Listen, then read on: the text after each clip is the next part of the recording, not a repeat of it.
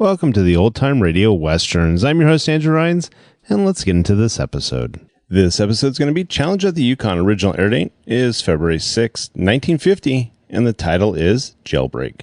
Let's get into it, and I hope you enjoy. Now, as gunshots echo across the wind-swept, snow-covered reaches of the wild Northwest, Quaker puffed wheat and Quaker puffed rice, the breakfast cereal shot from guns, present the Challenge of the Yukon. It's Yukon King, swiftest and strongest lead dog of the Northwest, blazing the trail for Sergeant Preston of the Northwest Mounted Police in his relentless pursuit of lawbreakers. On King, on, you huskies! Gold discovered in the Yukon, a stampede to the Klondike in the wild race for riches. Back to the days of the gold rush, with Quaker puffed wheat and Quaker puffed rice, bringing you the adventures of Sergeant Preston and his wonder dog, Yukon King, as they meet the Challenge of the Yukon.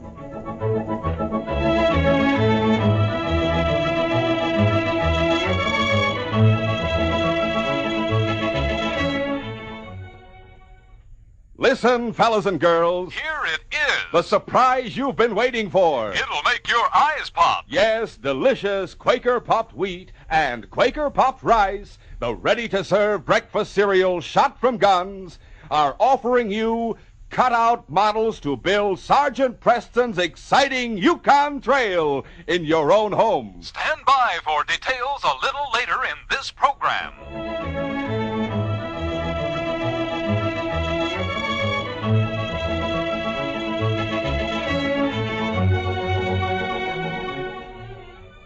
Bat Nelson was one of the most vicious and brutal outlaws who ever terrorized the Yukon.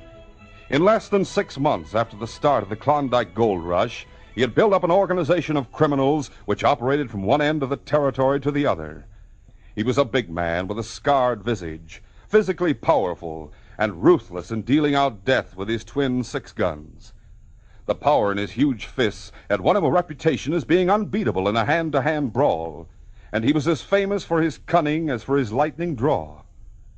Even on the day Sergeant Preston captured him and brought him to the jail at Whitehorse, he lost none of his self-confident swagger. You muddies make me laugh thinking you're going to hold me in this little two-bit jail. Me, Bat Nelson? Well, my gang will bust me out of this lockup inside of 48 hours. I'll have to work faster than that. You're leaving for Dawson tomorrow morning to stand trial for murder. Dawson, Whitehorse, what's the difference? In case you don't know it, I've got men working for me all over the territory. You'll stand trial in spite of your gang. And when it's over, you'll do your swaggering at the end of a hemp rope. Why, you... Preston, I'm going to get you up. It's the last thing I ever do. Mm-hmm. Well, in the meantime, you can sit and think about it in the jail cell. Get moving, Nelson. Which cell are you putting him in, Alex? And 3, Sergeant. 1 and 2 are occupied. Oh? Who's the prisoner in cell 2? Jug Sparks. He got in a brawl at the cafe last night. I'll turn him loose as soon as he's through sleeping it off. All right, Nelson, this is the one we reserved for you. In you go. It's your hat. With a snarl of disgust, Bat Nelson stepped forward into the small, bare cell. Then Constable Ross slammed the cell doors shut and turned the key. I guess you'll be safe enough in there. Don't be too sure of that, Redcoat. And as for you, Preston, just remember what I said. You won't be keeping me prisoner very long. And when I do get loose, you better watch out. Your life won't be worth a plug nickel. After leaving the jail, Sergeant Preston went to the cabin of Constable Bill Kirk. He was greeted at the door of the cabin by Bill's pretty young wife, Lucy. Why, hello there, Sergeant Preston. Come on in. Thanks, Lucy. One boy. Why, King, old fella, how are you? Oh, here, let me take your parka, Sergeant. Why, no thanks, Lucy. I just stopped by to tell Bill something. Is he around? Well, he went over to the general store, but he should be back any minute now. Won't you sit down and wait? All right, thanks. This is a good time to thank you for the way you've helped Bill. Oh, there's no need for that. Oh, yes, there is. When Bill first came out to the Yukon, he was pretty much of a tenderfoot. He'd never been outside of Toronto before he joined the force. It was pretty hard for him at first. He didn't think he'd make the grade. But you were, well, sort of like a big brother to him. You encouraged him and taught him a lot. And, well, now I think he's going to make good. I'm sure he is, Lucy. He's got the makings of a first-rate police officer. Oh, I hope so, for his sake. Believe me, he certainly wants to make good. Why, he's just itching for a chance to prove himself. Maybe he'll get that chance sooner than he thinks. What do you mean? Oh, wait a minute. Here's Bill now. Well, hello there, Sergeant. Hello, Bill. Hi, honey. Here are the supplies you wanted from the general store. We'll set them on the table, dear. All right. Okay. By golly, I almost overlooked you. Well, Sergeant, whole town's talking about the way you captured Bat Nelson.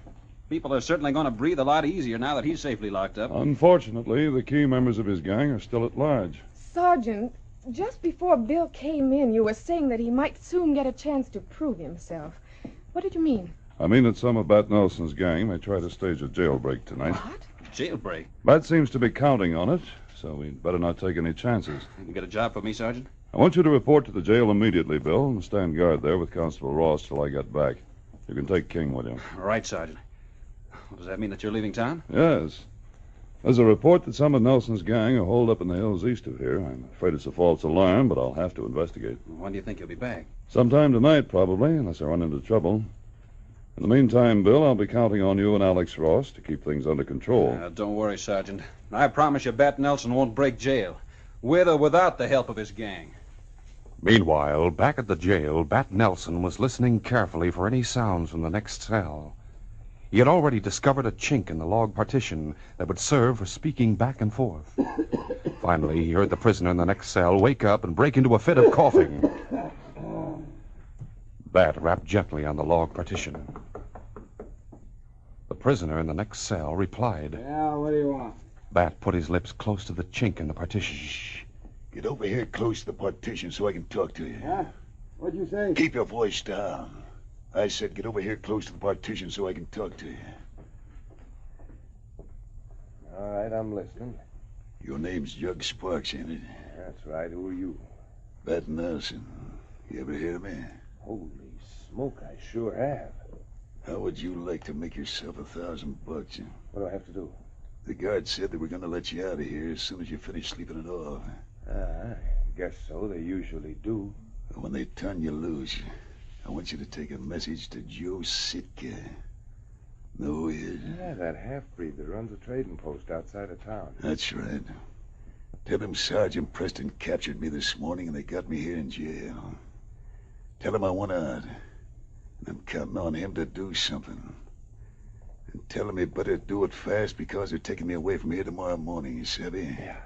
Yeah, I got you. All right. You deliver that message and then do whatever Sitka tells you to. Tell him I said to pay you $500 right away.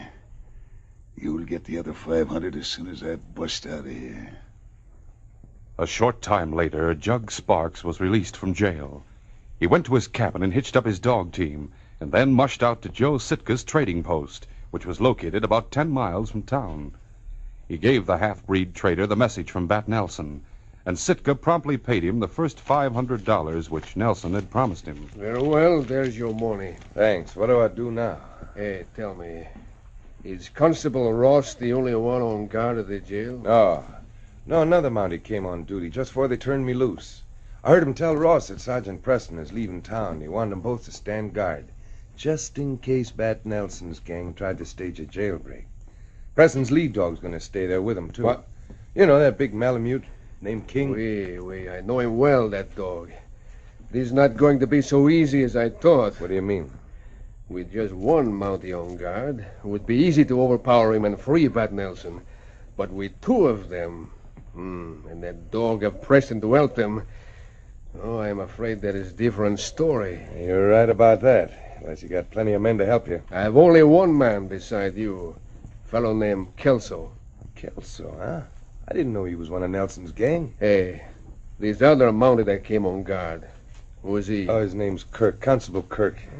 Just as I thought. And he has a wife, no? Ah, that's right. A mighty good looker, too. I wonder which one is more important to Constable Kirk. His wife or Bat Nelson, What do you think, eh? I don't savvy. What are you driving at? Suppose we go to Kirk cabin tonight and take his wife prisoner. Then we send him a message saying, either you let Bat Nelson go free by midnight, or else we kill your wife. What do you suppose he'd do, eh? Oh. Thy thunder, Sitka, that's a mighty smart idea. That night, 3 men halted their dog teams near Constable Kirk's cabin. One was Jug Sparks, another was the half-breed trader Joe Sitka, and the third was a member of Bat Nelson's gang named Kelso. Leaving their sleds, the 3 men gathered together in the darkness. Sitka was giving the orders. Now, we push back the hood of our parka and tie the handkerchief around our face. Like so. Let's go. Right. Kelso, you will do the talking. My voice is a little too easy to recognize, no? Yeah, that's right, Sitka. Just leave it to me. Better get your gun out now, so you'll have her cover as soon as she opens the door. Right. Bien. We are ready. A moment later, Lucy Kirk opened the door. At the sight of the 3 masked figures, she gave a terrified gasp. Who are you? Never mind who we are. What, you... Don't try slamming that door in our faces or this gun might go off. Now back up. We're coming inside. What is it you want? You're going to stay with us a little while till we've had a chance to get in touch with your husband. As soon as we hear from him, you can go home. When do you go get her parka? I'll get it. It's hanging up right over here. Lucy put on her parka, and then Kelso said, All right, now douse the lamp and let's get out of here. We'll continue our adventure in just a moment.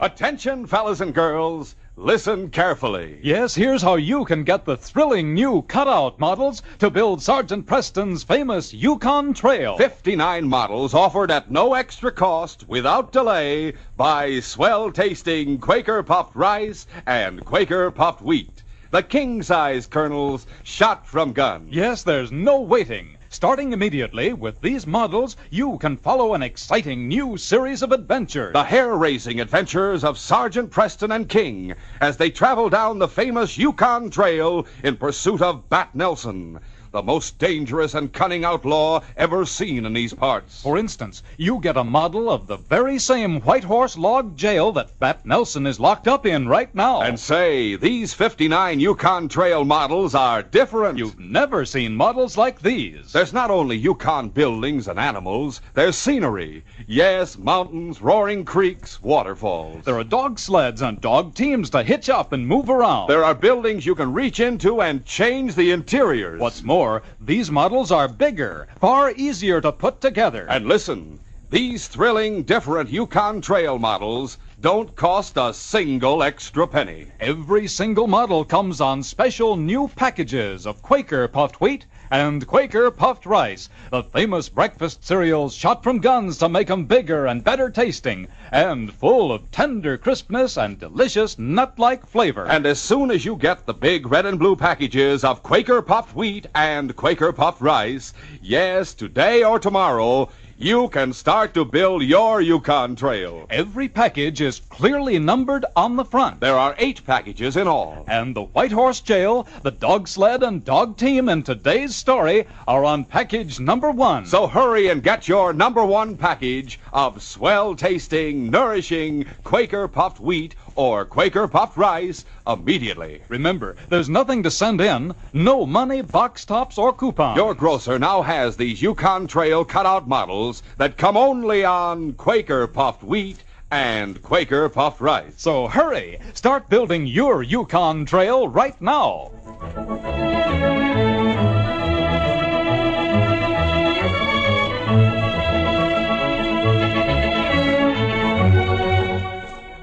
Now to continue. Constable Ross and Constable Kirk were on guard at the jail in Whitehorse. King lay on the floor near the pot-bellied stove. Suddenly, they heard a knock on the door.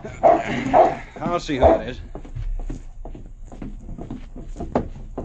As Bill Kirk opened the door, he saw an Indian standing outside in the darkness. Well, what is it? The Indian handed him a folded piece of paper and then turned to go. Bill grabbed him by the arm. Hey, wait a minute, you. What is it, Bill? It's a message from Lucy, I guess. Wait till I see what it says. Alex, What's wrong? Nelson's gang's got hold of Lucy. Here, let me see. Dear Bill, Bat Nelson's gang is holding me prisoner. They're making me write this. They say they will kill me if you don't release Nelson by midnight. Lucy, holy smoke. Are you sure it's her writing? There's no doubt about it. Listen, Indian, where'd this message come from? Me no savvy. Don't give me that. There's no use, Bill. He doesn't understand English. How do you know? I saw him over at the trading company yesterday. He and the factor were trying to bargain with each other in sign language. No wonder they sent the message by him. They knew we couldn't get any information out of him. We better hold him just the same. We can keep him in cell, too. All right, Indian, come on inside. Alex Ross locked the Indian in the cell and then returned to discuss the situation with Bill. Alex, for heaven's sake, what am I going to do? I don't know. We'll simply have to wait and hope for the best till Sergeant Preston gets back. That's easy for you to say. It's not your wife that's in danger. Listen, as soon as the sergeant gets back... That may be too late by the time he gets back. It's 10:30 right now. The deadline's at midnight. I don't know what to advise, Bill. Well, I do. I'm going to take King to my cabin and put him on Lucy's scent. Come on, King. Unknown to Constable Kirk, the three crooks who had captured his wife were hidden in a thick clump of underbrush a short distance from the jail, watching developments. They had taken Lucy to a deserted shack about 2 miles from Whitehorse and left her there, bound and gagged. Then they had returned to town and given the message to the Indian. As Bill finished hitching up his team and drove away from the jail, Kelso spoke softly. That takes care of him and the dog. Now what do we do? First, we wait here 2-3 minutes. Then we tie handkerchief over our face again. Go up to the door of the jail. Kelso, you talk like Indian. Say you have message for him. Sitka explained his plan carefully. A short time later, inside the jail, Constable Ross heard someone knocking.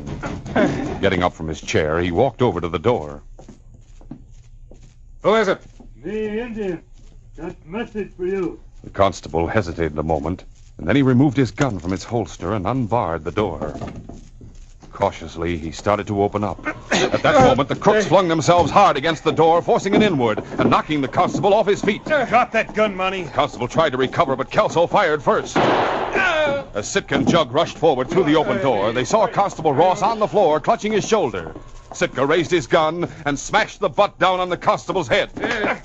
Let's keep him quiet for a while. Now we must find his keys. They're over there on the desk. You are right. What's going on out there? Hurry up, let me out of here. Oui, mon ami, I come quick. You two keep watch at the door while I let Bat out of his cell. I got you. Sitka rushed down the passageway to Bat Nelson's cell. A moment later, he had the cell door unlocked. Yeah, it's about time they were showing up. What about the Indian and the prisoner in cell 1? Yeah, never mind them. Let's get out of here pronto before someone comes around to check on that shot. Come on. A short time later, Sergeant Preston arrived back at the jail. His search for other members of Nelson's gang had proved fruitless. Hello, hello.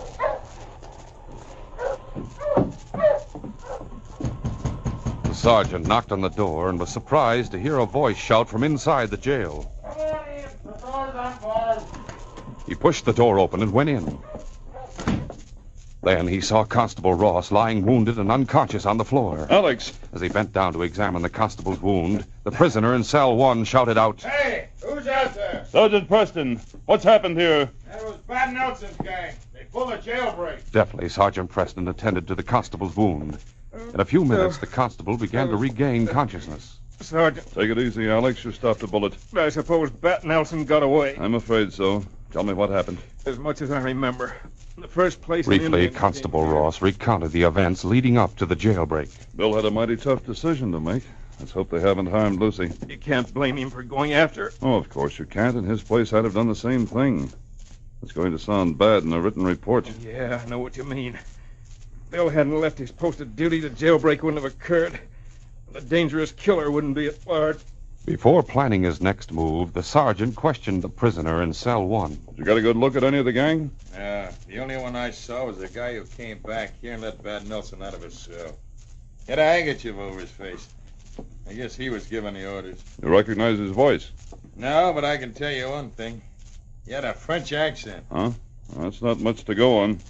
After talking to the prisoner, Sergeant Preston discussed the situation with Constable Ross. Looks like our only real lead is that Indian who brought the message from Lucy Kirk. He won't be able to get any information out of him. He's a Cree Indian. And we'll have to find someone who speaks Cree and get him to translate for us.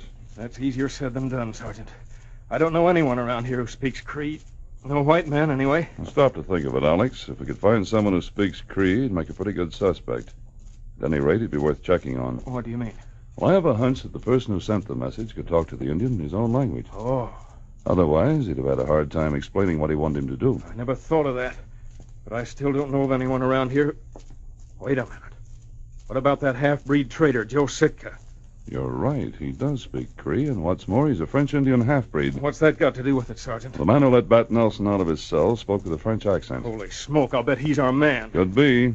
I'll go out to the trading post right now and check on him. Sergeant, let me go with you.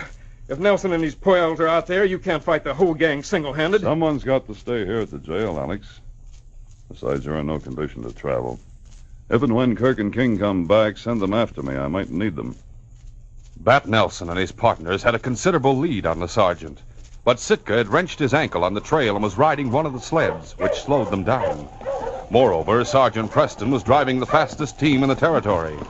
As a result, the crooks had not yet reached the trading post when they heard the barking of the sergeant's team in the distance. Bat Nelson called a halt. Up your team!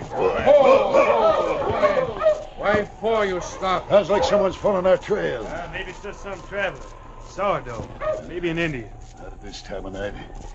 Anyway, I'm not taking any chances. What you think we should do, eh? We get down the slope a ways, in among the trees where it's nice and dark, and pick ourselves out a good hiding place. Then we get out our rifles and wait.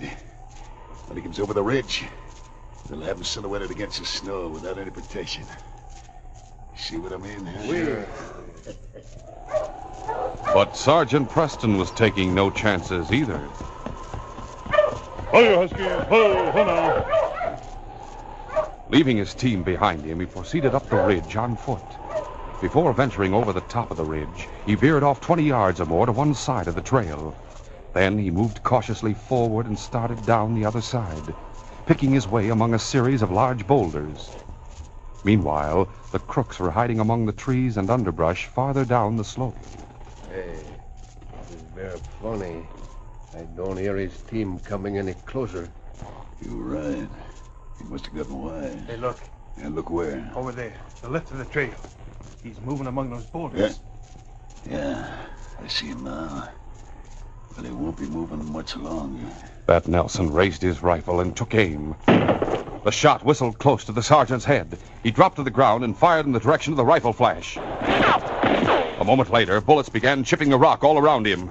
The sergeant returned the fire, and the crooks soon realized they would have a hard time dislodging him from his position. Bat Nelson snapped out an angry order. We'll never get him this way. What are we going to do, boss? I'll tell you what we'll do. Sitka and me will stay here and keep firing at him. We'll keep him pinned down. Yeah? What about me and Jug? You two circle around and sneak up behind him. While Sitka and me are firing at him from this direction, you two can pick him off from the rear. Right. For the next half hour, Sergeant Preston continued to exchange shots with the crooks hidden farther down the slope. But he noticed that the firing had slackened off. Meanwhile, Kelso and Jug had slowly maneuvered into a position above and behind the sergeant on the crest of the ridge. Jug spoke softly. I thought that was a mighty smart idea sending us up here. He's a perfect target. You want to plug him or should I? You just leave it to me.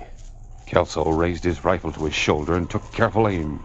All right, Mountie, this is where you get yours. At that moment, another rifle spoke. Kelso dropped his rifle and toppled headlong down the slope with a bullet through his heart.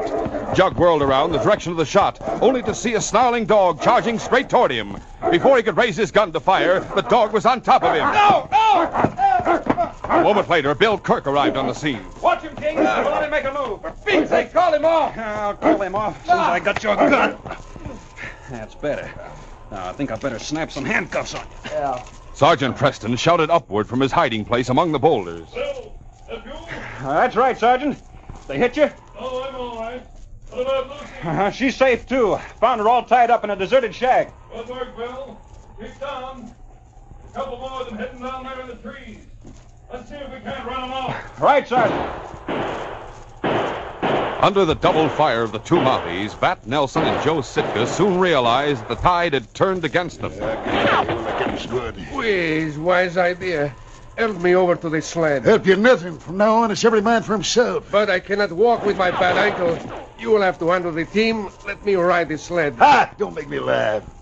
Why should I slow myself up by carrying you? Besides, you're no use to me any longer. Nelson, you dirty skunk, you cannot leave me like this. Before I let you go, I kill you. Oh, yep. Oh! No one ever beats me to the draw, Sitka. You should have remembered that. Relying on the trees and the darkness to cover his movements, Bat Nelson ran toward his sled. He jumped on the runners and cracked the whip over the team. Mush, you mush! The sergeant and the constable heard the dog team being driven away. Suspecting a trick, they waited for several minutes, and then ventured cautiously down the slope, with Jug Sparks accompanying them. It was King who found Sitka's body lying face down among the trees. Sergeant, look. Yes, Joe Sitka. He didn't live to stand trial for his crimes. Too bad it couldn't have been Bat Nelson. Capturing Nelson will be our next job, Bill. But as far as Sitka and Kelso are concerned, this case is closed.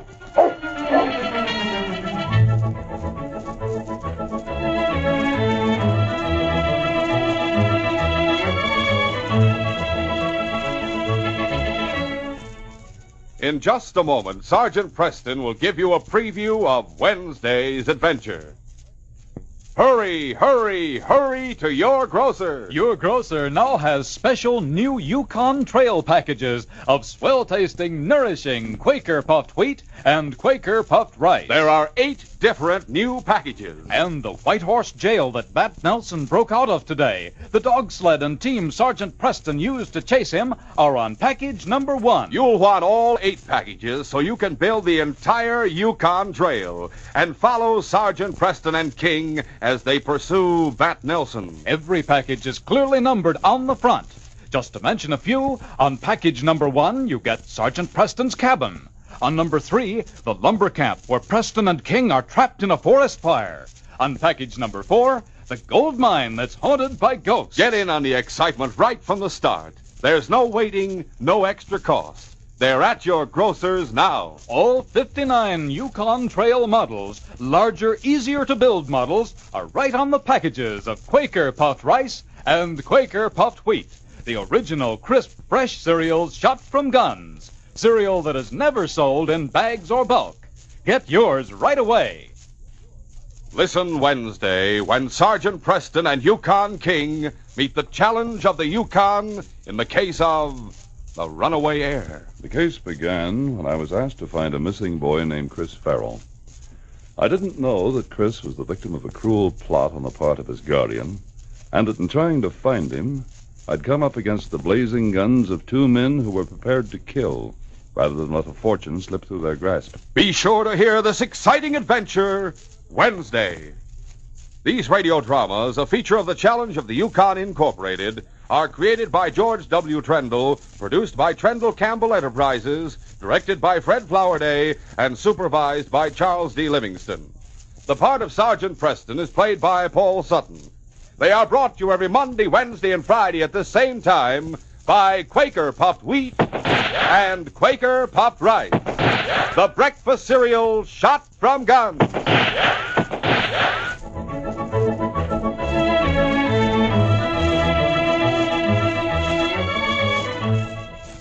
For a delicious hot breakfast, eat Quaker Oats. The giant of the cereals is Quaker Oats. Delicious, nutritious, makes you feel ambitious. The giant of the cereals is Quaker Oats. Say, boys and girls, do you want to be a star someday in sports and activities? Then start on good Quaker Oats breakfast tomorrow. 'Cause nourishing oatmeal gives you more growth and endurance than any other whole grain cereal. Remember, Quaker and Mother's Oats are the same.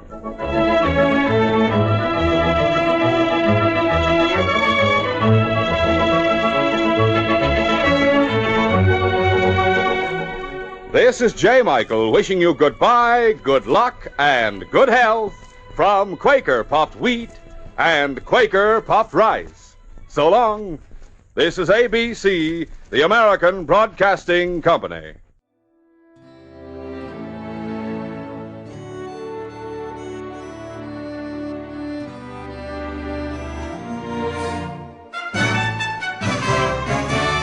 This has been a presentation of OTRWesterns.com, and we hope you enjoyed. Please take some time to like and rate our shows in your favorite podcast application. Follow us on Facebook by going to OTRWesterns.com/Facebook. Join in the conversation by going to OTRWesterns.com/Discord. And don't forget to send us an email, podcast@OTRWesterns.com. This episode is copyright under the Attribution Non-Commercial Share Alike copyright. For more information, go to OTRWesterns.com/copyright. Have a great day, and again, thanks for listening.